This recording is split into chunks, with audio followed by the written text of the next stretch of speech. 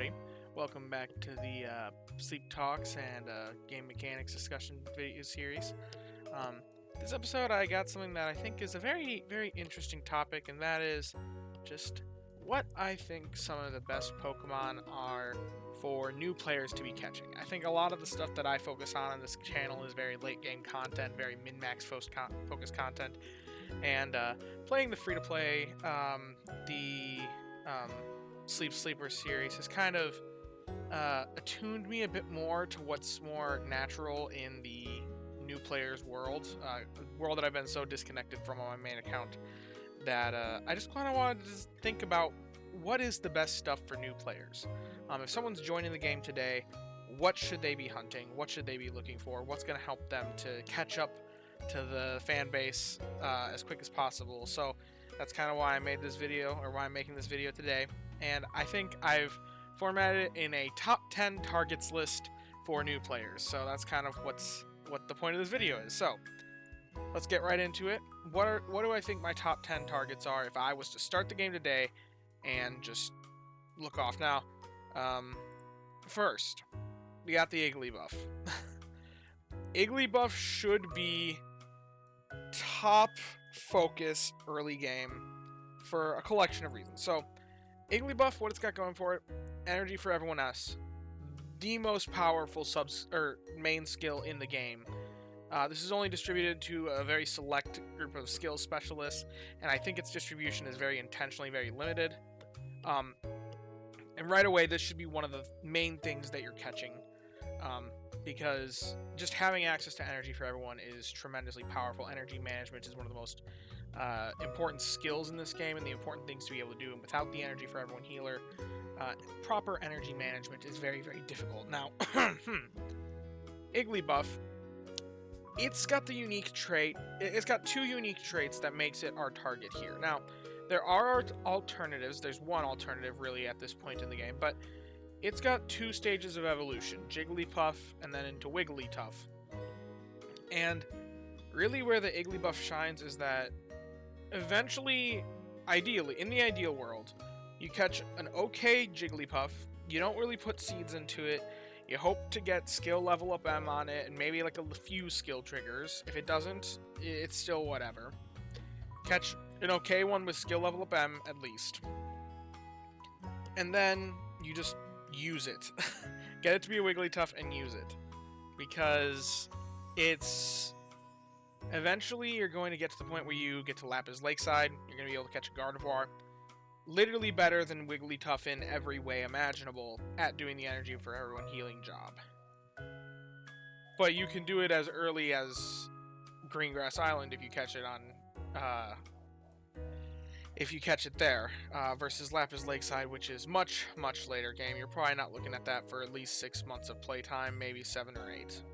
So, Igglybuff, top of the priority list for a new player. Maybe don't put seeds into it. It's because it's probably not going to send your team long term. If you catch a really, really phenomenal one that makes it that you don't ever need to catch the Gardevoir, then that's an extra bonus. But the idea is just to catch that early game healer that's going to carry you until you reach Lapis. So, pivotal member of the team. And the alternative is Sylveon. Sylveon is an alternative.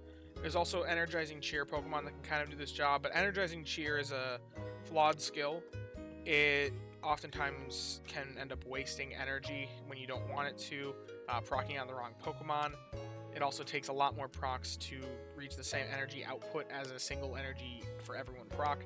So I wouldn't recommend the Leafeon, I wouldn't recommend the Slowking, and Sylveon's got the problem of, it is better, but Eevee... if you're catching Eevees, you really want the Eevee to be doing something that you don't have another Pokemon doing.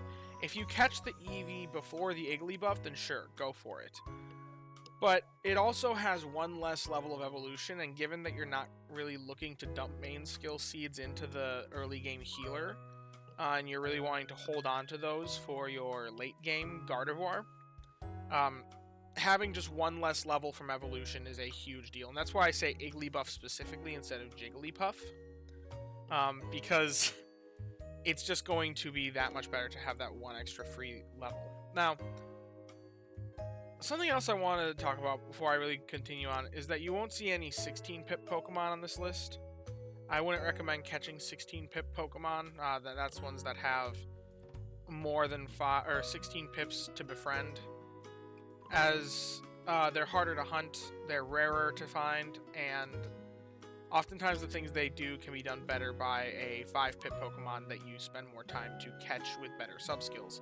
Because you're going to be able to catch better sub-skills on a Pokemon with less befriending points on average. So, yes.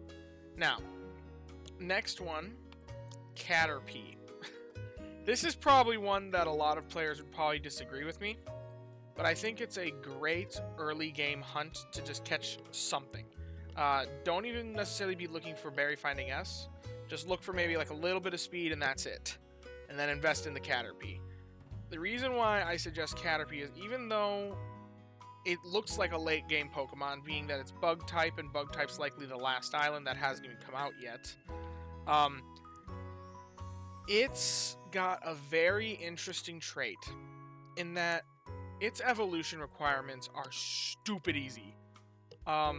Evolving to Metapod at level 5. Metapod evolves into Butterfree at level 8. You don't even need to have your first sub-skill unlocked, and you can have a fully evolved Pokemon that was leveled from base, which means it has a level 3 main skill. Now granted, this thing doesn't proc its skill all that often, so that's not that big of a deal.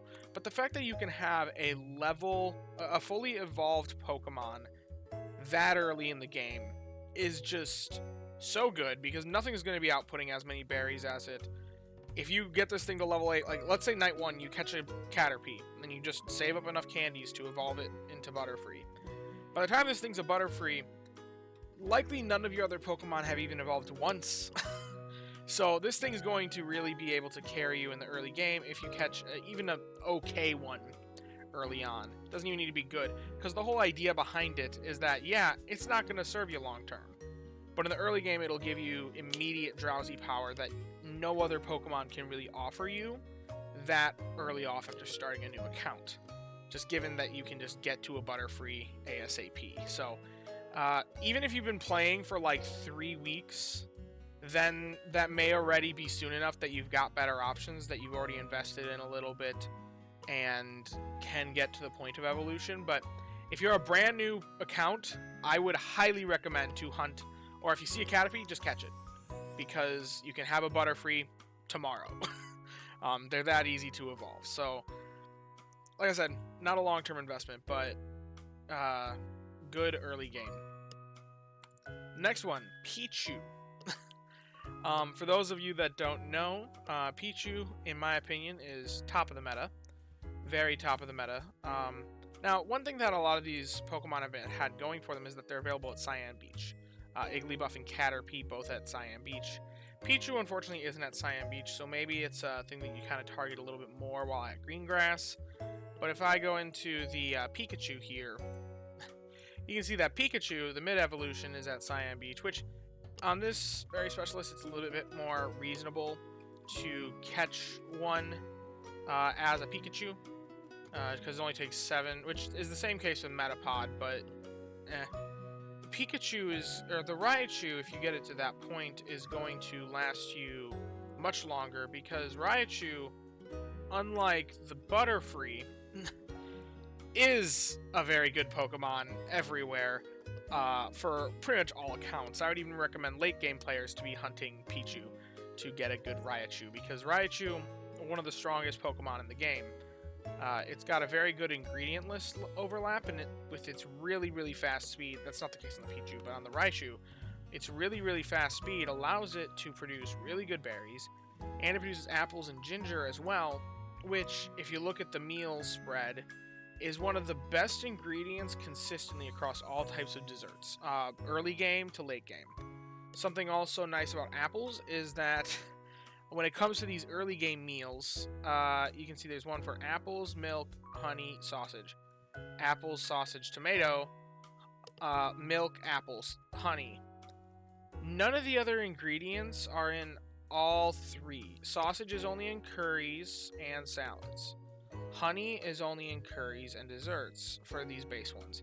Milk is only in curries and desserts as well. And then apples is the only meal that all 3 weeks you can make a meal of just the apples. Which, early game, that is pretty huge because you likely don't have enough ingredients to be making anything higher up. And the boost, just the base boost that you get from making a meal and the levels that go into that is amazing. So even though the apple ones are like the weaker options in most cases, the fact that it's in all 3 meal types is tremendously useful. So apple's great early game, and the fact that it's on this berry specialist, that you actually get one right away, to the point where, honestly, if you're making a brand new account, if you haven't made an account yet and you're just considering playing the game, and you haven't done too much hunting, I honestly kind of recommend doing if you have the time, and you find it fun and interesting, soft reset the game. Because you start with one Pikachu, you can see it right away, you can see its stats. Soft reset until you catch one of these, until you get one of these guys with at least Berry Finding S or Helping Bonus, or Help Speed M, Help Speed S, and then like a Speed Up nature all at once. If you look for any of those 3 things, sure, it may not be the long-term thing, but you're going to save yourself a lot of progress and have a lot of immediate value that you wouldn't otherwise have if you don't do that soft reset. Now, that can take a lot of time, though, because it requires like reinstalling the app, and I don't even know what all would go into that. I haven't done it myself. It's all in theory, but I know that you'd make a lot of progress right away if you just search for that perfect Raichu if you have the patience. But if it's not fun, it's not fun, so don't do it. Do what's fun for you. But yeah, that's what I will say about the Pichu. Great early game Pokemon and great late game Pokemon. It's the Berry Finder at Old Gold Power Plant. And like I said, Pikachu is at Cyan as well. Any Pokemon that are at Cyan have an innate advantage because it's the first island that you unlock where you can narrow the pool of Pokemon you're encountering. Greengrass, you're going to see a little bit of everything. So it's really difficult to hunt at Greengrass. You should try and get your Greengrass Island bonus up high early on. But it's very difficult to actually hunt for the Pokemon you're looking for. So if it's at Cyan exclusively, it makes it a little bit easier. But the nice thing about Cyan, the next 2 Pokemon are more for Cyan specifically, and that is Doduo and Totodile. Now, I only mentioned Doduo, even though it is weaker than Totodile. But Dodrio is easier to evolve into. Totodile doesn't evolve into Croconaw until level 14. Croconaw doesn't evolve into Feraligatr until level 23, and it takes 40 and 80 candies, respectively. Doduo takes 40 candies once to evolve at level 23. Same level requirement, but less candy. And Doduo only has a 76,000 drowsy power requirement, which means it's going to be much more common than the Totodile, who has a 418,000 drowsy power requirement. So you're just going to see more Doduo, meaning it's more likely to catch them. There's only 1 level of evolution. You're saving yourself on 80 candies comparatively. Yes, this guy's weaker than the Totodile. Totodile should be your long-term target for a Berry Finder at Cyan. But I think having, for me, I caught a Dodrio very early game. It was a hungry Pokemon. I gave it 1 biscuit. It mega hit. That Dodrio was fantastic at Cyan. It's kind of what made me go to Cyan for the first time, because I knew I had guaranteed favorite berry in my Dodrio. And having that favored berry is tremendous. Additionally, there's something very bizarre with the way the game calculates berry strength that favors weaker berries in the early game. And that actually is something else that's going for the Pichu and the Butterfree as well, because all 3 of these guys have weaker berries. Now, if you get in the way the game mathematically computes the value of a berry, it's all exponential graphs. After a certain point, though, they wanted it so that early game you'd feel a difference in every single level, so it's linear, just increasing by 1 at every level. Well, for the lower value berries, until it hits that point where it becomes exponential with the rest of them, their berries are actually higher value comparatively to what they should be. So early game, the Dodrio, the Raichu, and the Butterfree all have more value comparatively to what they would have late game. and that benefits new players than what like the Totodile would have with the water type berry. However, I do recommend to hunt the Totodile as well because it is the stronger berry specialist for Cyan, and be doing well at Cyan is going to treat you well. The other thing that the Totodile has going for it that the Dodrio doesn't is that, interestingly, Doduo isn't actually available at Cyan. So if you're going to hunt it, it's only really while you're at Greengrass, which you can arguably get off of Greengrass in the first week or two of creating a new account. So, if you don't have the Doduo yet, and you want to go to Cyan right away, you're not going to be able to actually properly hunt this Pokemon. But I think it's a great early game target for doing well at Cyan, where a lot of your early game targets exist. So, yeah.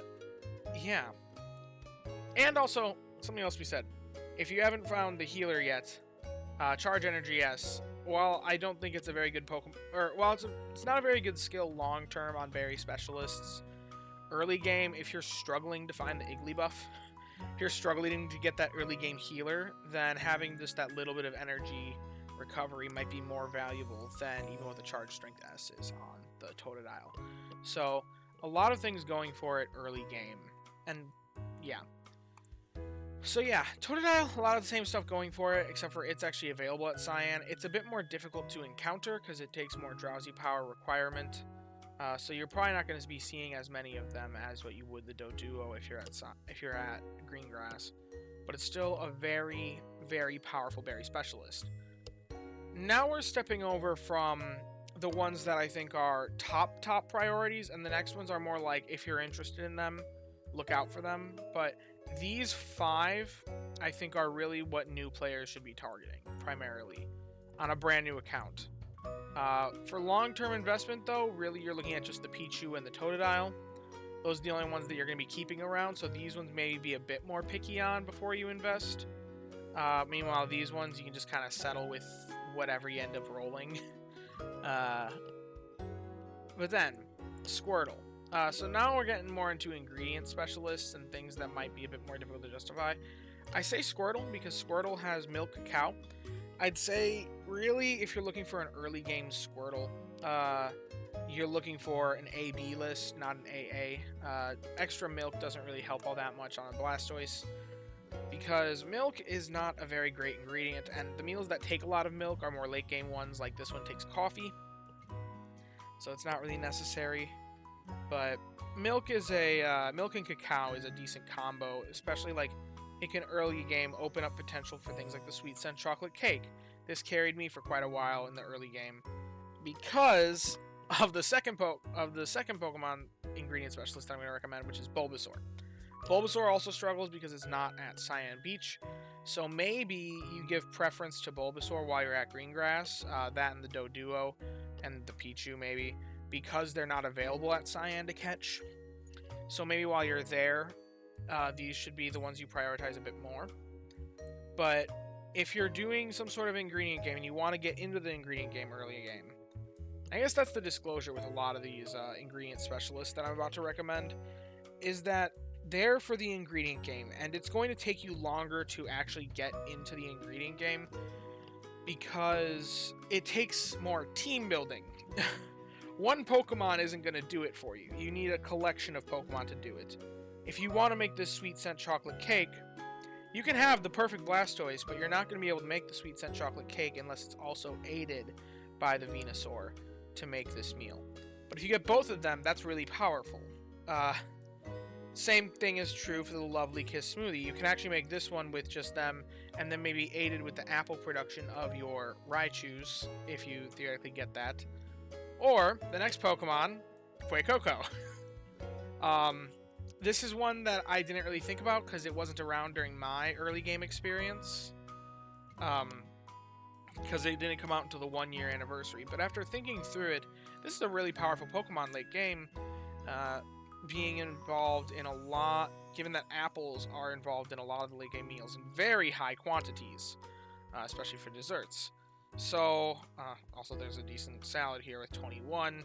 So, apples are shockingly good ingredients, and very useful early game all the way to late game. So that's why I think a Fuecoco is a decent hunt. And despite being a fire type, it's at Cyan Beach. So I think that Fuecoco is a great early game option as well, for if you want to get into that ingredient aspects of the game. Once again, being a starter, he's even a bit more rare than the other starters we're looking at. We're starting to get to the more difficult to hunt ones, because as we get into these higher drowsy powers, you're going to see them less and less, but the 418,000 is a bit more reasonable. Fuecoco being a Gen 9 starter is a bit rare at 950,000 drowsy power, so maybe this is a bit later on, but it's an interesting Pokemon. Now, we're going to take kind of a step back a little bit in terms of rarity and talk about the Psyduck. Now, Psyduck is among the most common Pokemon in the game with only 76,000 drowsy power requirement. You're going to be seeing tons of these throughout your playthrough because they're just really, really common. The thing is, the reason why it's so late on terms of investment is because it takes skill seeds to be worthwhile. Now, I could compare it to the Ampharos, and I considered actually putting Ampharos in this slot instead, because it takes one less skill seed from evolution, but because Psyduck is just more common than Mareep, I believe. Let me double check that. I don't want to give false information.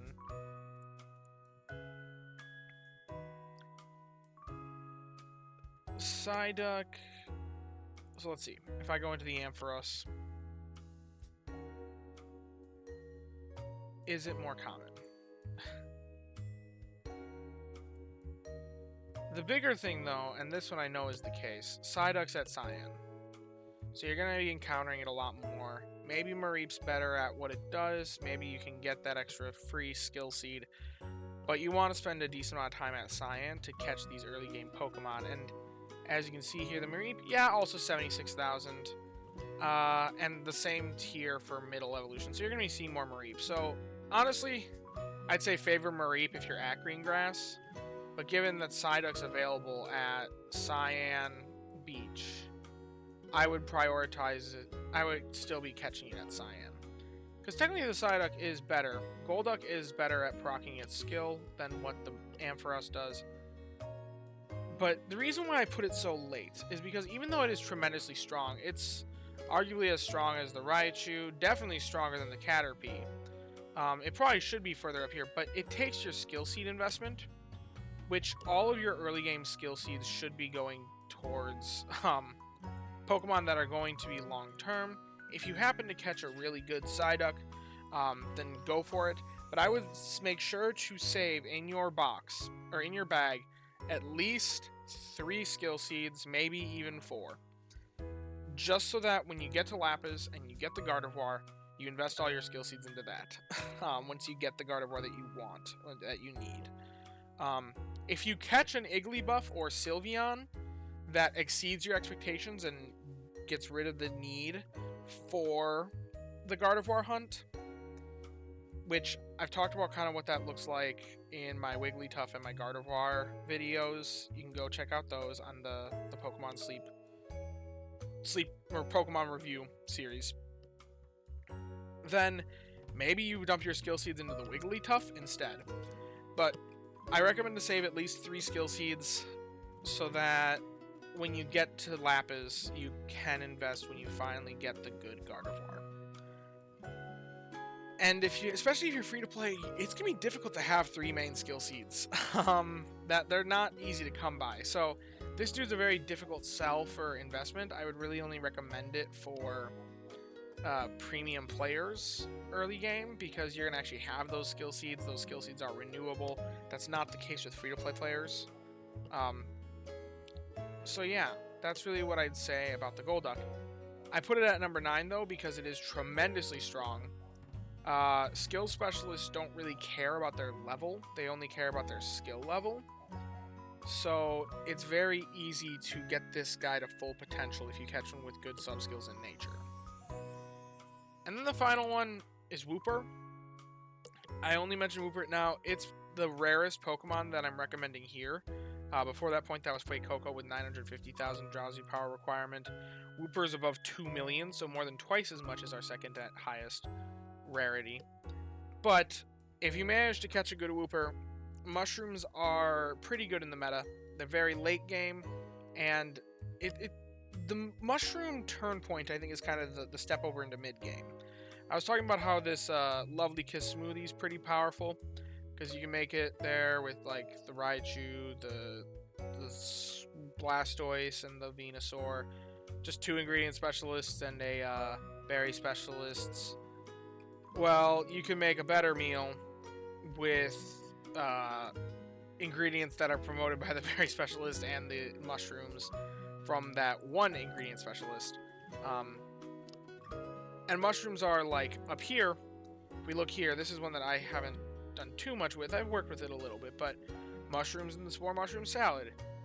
You get oil from like the Feraligatr, tomatoes from, you can get that from your Caterpie or Butterfree, honestly. You're not going to be getting that many, but a lot of Pokemon in the game have tomatoes on them just passively, so even if they're outside of this target list, then like you're still probably going to catch something that has good sub-skills in nature that you're not seeing listed here that has tomatoes, because tomatoes are on so many Pokemon in this game.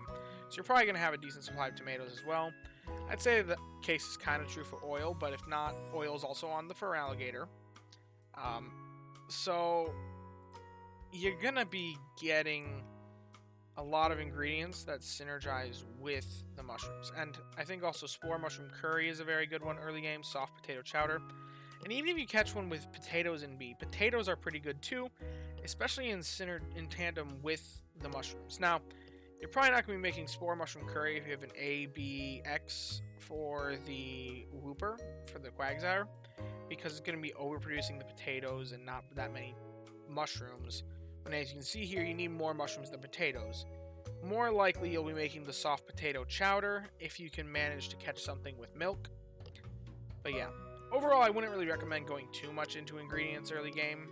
Really focus down those berry specialists and that healer early on. But if you want to delve into it, that's why I recommend these ones, especially since they are harder to catch, being at that 418,000 mark for Drowsy Power. But they're good early game targets in my opinion, and I think that is really it. That is my top 10 targets for early game players. Really though, I'd say primarily target the top 5 unless you want to get into ingredients.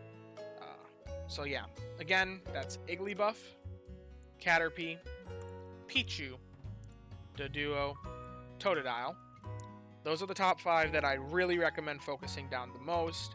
And if you want to get into the ingredients game, or you're a bit more premium and can afford the skill seeds, then I would say Squirtle, Bulbasaur, Fuecoco, Psyduck, and Wooper. So that is it for my top 10. I hope you have enjoyed. If you learned something, thought it to be interesting, and enjoyed, then please leave a like and subscribe. I do thank you guys for watching, and as always, I hope you have a wonderful day.